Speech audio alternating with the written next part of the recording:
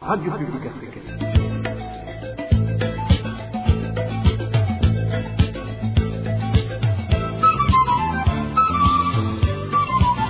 Radio Publique Africaine.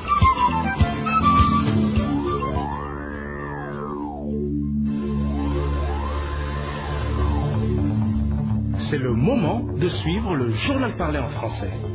À la présentation, Eloge Diva, les méchants. Merci d'écouter la radio publique africaine. Bonsoir et bienvenue dans le journal de ce 2 novembre 2024. Tout de suite, les principaux titres. Des fonctionnaires de la fonction publique s'indignent du 2 poids, 2 mesures qui se remarquent dans le traitement des affiliés de la mutuelle sollicitant des médicaments. Ces fonctionnaires accusent cette société étatique de privilégier certaines catégories de fonctionnaires plus que d'autres. Vous allez l'entendre dans ce journal. Et puis nous allons également vous parler de la pénurie du sucre qui continue de se remarquer en zone de Kanyosha. Nous sommes en mairie de Bujumbura et justement en parlant de cette denrée produite par la Suskumo, nous allons vous faire entendre l'intervention du président du Sénat burundais qui est revenu sur une probable faillite totale de cette société étatique. Et enfin, comme tous les samedis, vous allez également suivre le mini-magazine au cœur de la société. Celui d'aujourd'hui revient sur le processus électoral en cours au Burundi. Voilà pour les titres. Le développement, c'est dans un instant.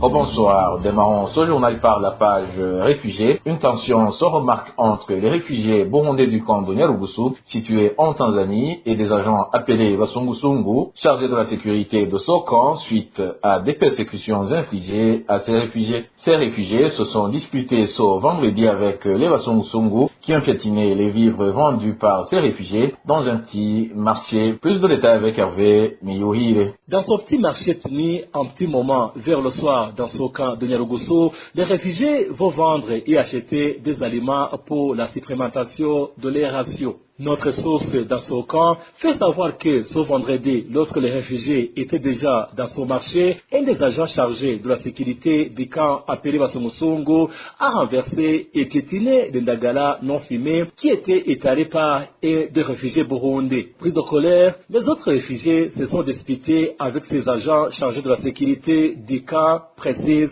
notre source. Aujourd'hui, ils ont renversé des ndagala d'un réfugié. Ils les avaient difficilement trouvés et les amenés dans le camp. Il était en train de les vendre et on les a renversés. Il a été pris de colère et exigeant qu'on rembourse ces poissons. Les gens étaient en colère, les femmes ont battu cet homme. Vu la tension, ces Basungusungu ont pris le large. Ils sont allés appeler la police. Arrivés, les policiers ont constaté les dégâts et ils ont signifié à ces Basungusungu de ne plus renverser les vivres, indique notre source.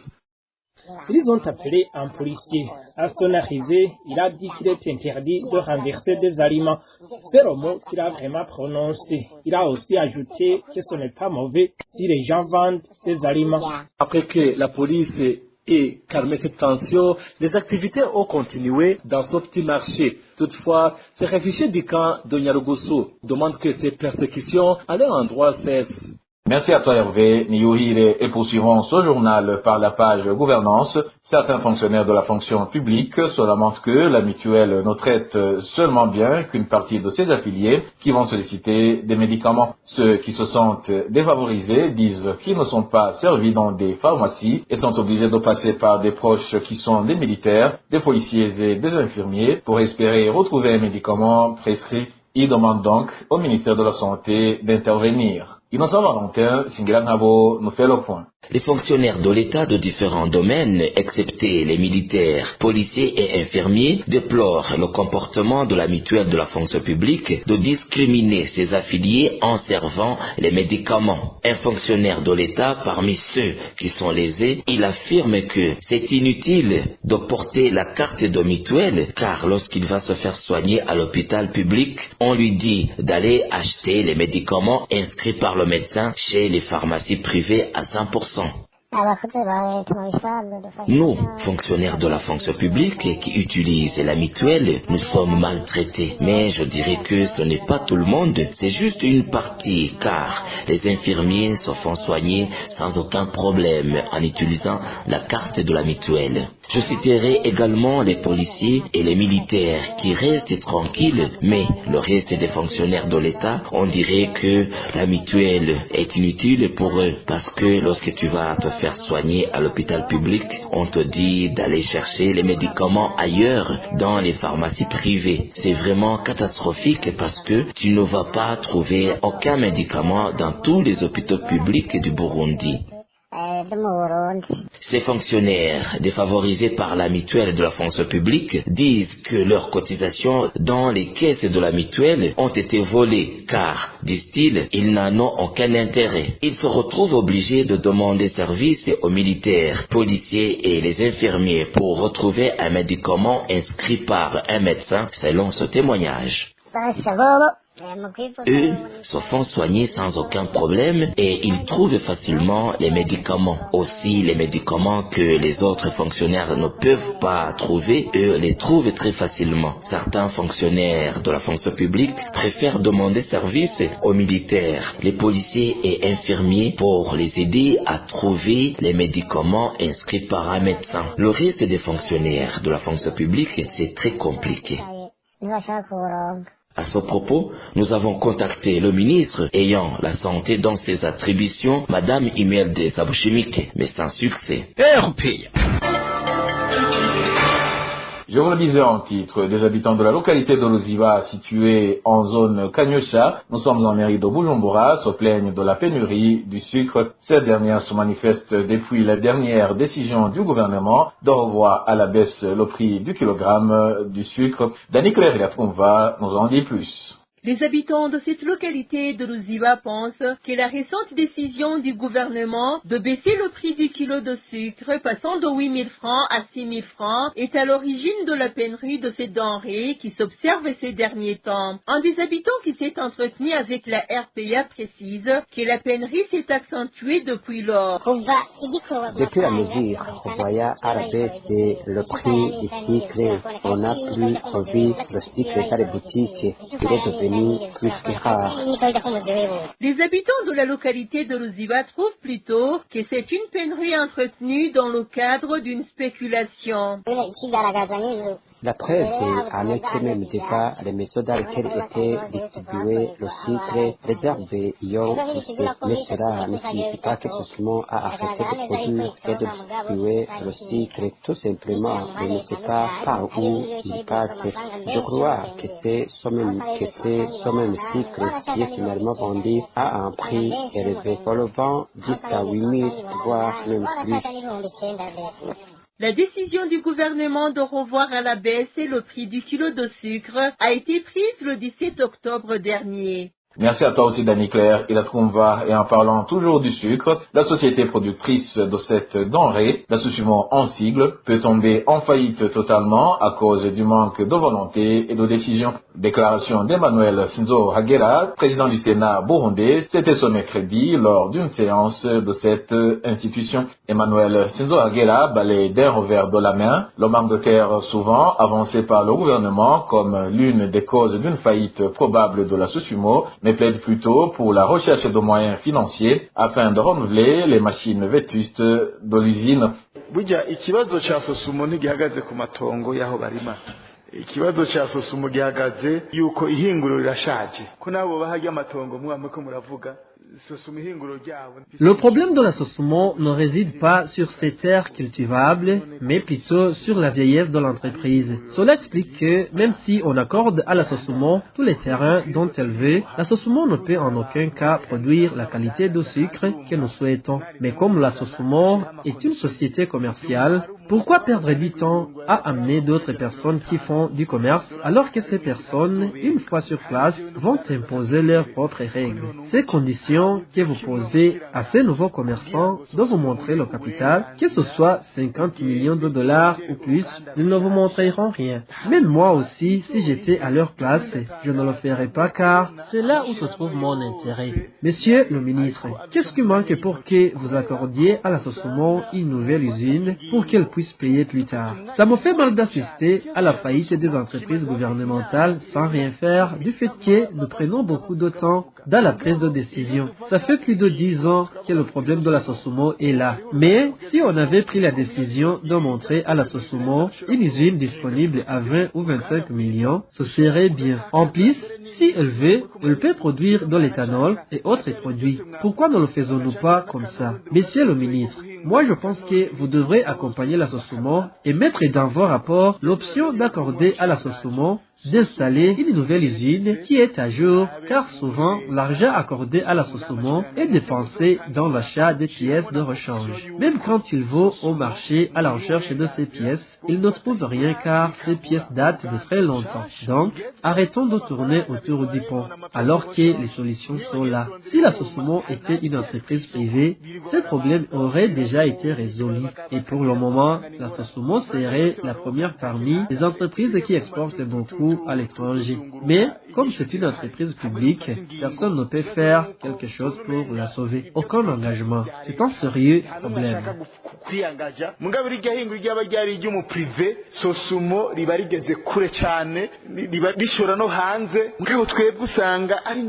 Emmanuel Sinzoagera d'exhorter le gouvernement d'agir le plus tôt possible, à défaut de quoi toutes les usines de l'État sont condamnées de fermer.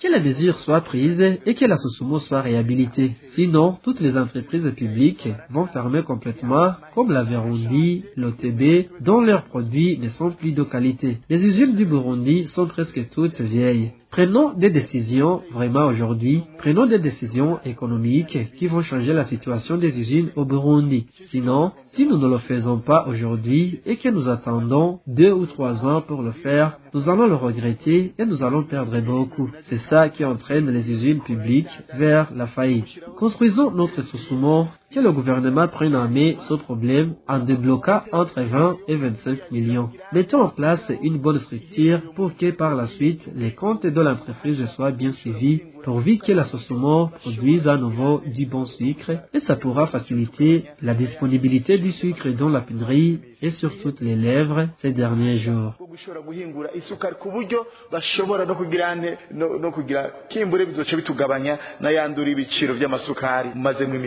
Emmanuel Sinzoagera a tenu ses propos ce mercredi et le Sénat avait invité le ministre de l'Agriculture et de l'Élevage. Et les prix des produits Brarodi ne sont pas respectés au niveau de différentes collines de la commune Mugwi, située en province de Cibitoke.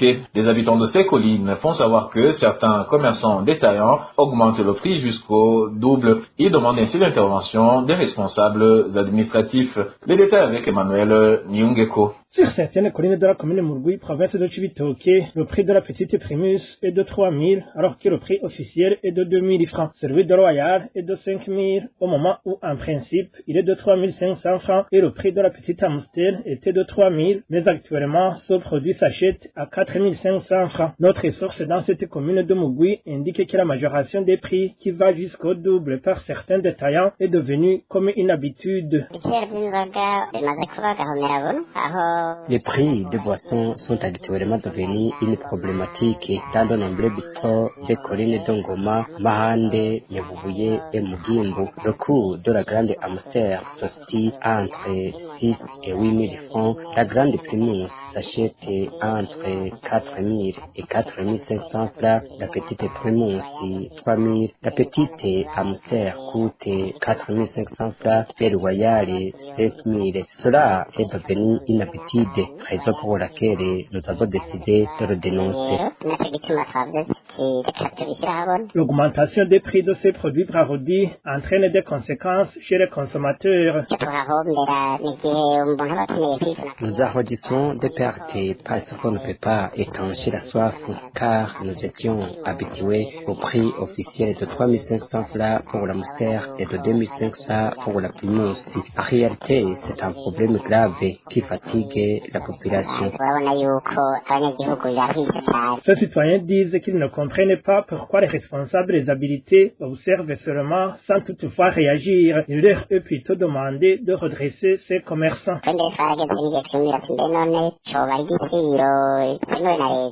Il est arrivé un moment où l'on se demande si ce serait un prix officiel dans la mesure où l'administration est représentée sur toutes les collines, tous les organes sont là, mais c'est un silence absolu. L'appel est lancé aux autorités administratives et sécuritaires de s'activer afin que ces prix diminuent pour le bien de la population. S'il n'y a pas de problème aussi de la blagoudie, il faut voir s'il s'agit de la spéculation et de sanctionner sérieusement ces commerçants. Sur ces lamentations des habitants de la commune de Mugwi, la rédaction de la RPA n'a pas pu joindre Melkia Denzokizwanayo, administrateur de la dite commune, pour recueillir sa réaction. RPA. Et c'est le moment de suivre le mini-magazine au cœur de la société. Celui d'aujourd'hui revient sur le processus électoral en cours au Burundi. Au cœur de la société vous est présenté par Émile Niwasumba. Au cœur de la société. Au cœur de la société est une émission de tous les samedis, préparée en synergie par les radios Inzamba Agatekakawe, Radio RPA Ijuya Wanyagihugu, ainsi que la radio-télévision Renaissance. Les membres de la CENI, le code électoral, l'enrôlement des électeurs ainsi que d'autres activités liées aux élections de 2025 ont été contestés par bon nombre de Burundais, y compris les politiques et les membres de la société civile opérant au Burundi et à l'extérieur du pays. Au moment où il reste plus de 6 mois pour assister au premier scrutin, certains estiment que l'organisation de ces élections ne satisfait que les intérêts du parti au pouvoir, le CNDD-FDD. Dans le mini-magazine au cœur de la société de ce 2 novembre 2024, nous avons invité l'un des représentants des associations des jeunes burundais. À la présentation de l'émission, vous êtes avec Émile Niwasumba. Bienvenue. Certains citoyens burundais dont les politiques dénoncent un mauvais déroulement du processus électoral en cours au Burundi. La mise en place de la commission électorale composée des membres ou sympathisants du parti au pouvoir, l'adoption de la loi portant code électoral ignorant les recommandations des partis de l'opposition, l'inscription forcée de la population sur les listes électorales, plusieurs Burundais dénoncent beaucoup de magouilles dans le processus électoral en cours. Le 30 octobre, la veille de la clôture de l'enrôlement des électeurs, les chiffres en provenance de la CENI montraient que plus de 93% de l'effectif attendu s'était déjà fait inscrire sur les listes électorales. Le président de la JINA, l'association des jeunes pour la non-violence active, Jean Ndouimana, estime que ce processus électoral est biaisé. Le processus électoral est vraiment trop confronté par des problèmes notoires parce que l'élection est un droit. Ça n'a jamais été une obligation. S'ils ne viennent pas, il fallait les sensibiliser tout simplement. Et s'ils continuent à ne pas vouloir venir se faire inscrire, il fallait que l'administration en place note ça. Parce que c'est le peuple qui parle toujours. Quand le peuple n'accepte pas d'aller se faire inscrire, c'est-à-dire que le peuple ne veut pas que le député de sa circonscription retourne lui demander de retourner aux hémicycles de Kigobe pour le représenter. C'est-à-dire que le peuple ne veut pas que tel ou tel administrateur retourne encore une fois pour l'administrer. Donc, c'est-à-dire que le peuple vraiment n'a pas besoin d'autres élections parce que le peuple a trouvé qu'il n'y a rien de nouveau sous le soleil en matière électorale. Donc, vous trouverez que le processus électoral aujourd'hui est un processus qui ne respecte aucune loi. En effet, aujourd'hui, la CENI vient d'appeler les partis politiques de déposer les insignes qui vont marquer les cartes d'électeurs, mais la CENI oublie que les partis peuvent se regrouper en ensemble de partis politiques pour pouvoir organiser une compétition avec le parti au pouvoir. Alors, on peut se demander si la CENI a lu correctement le prescrit du code électoral. Parce que le code électoral indique que les partis politiques qui veulent se regrouper vont le faire au moment où le président de la République adresse un décret de convocation de la population aux élections. Au micro de nos confrères de la radio Inzamba, Jean Douimana appelle la commission électorale à être un bon arbitre. Nous demandons à la CENI, à la commission électorale nationale indépendante, d'appeler tout le monde afin de s'asseoir ensemble pour évaluer le processus afin d'augmenter la vitesse pour pouvoir arriver à une élection non violente, à une élection qui prône un développement. Donc, nous ne voulons pas une CENI qui travaille pour une partie au détriment de l'autre. C'est prévu que le président Évariste Ndayishimiye décrète le lancement officiel de la compétition électorale en décembre prochain, le 5 juin 2025, étant la date fixée pour les élections communales et celles des députés. Voilà, c'est ainsi que s'achève le mini-magazine au cœur de la société d'aujourd'hui. Merci de nous avoir suivis à la présentation. C'était Émile Niwasumba. Au revoir. C'était l'émission Au cœur de la société.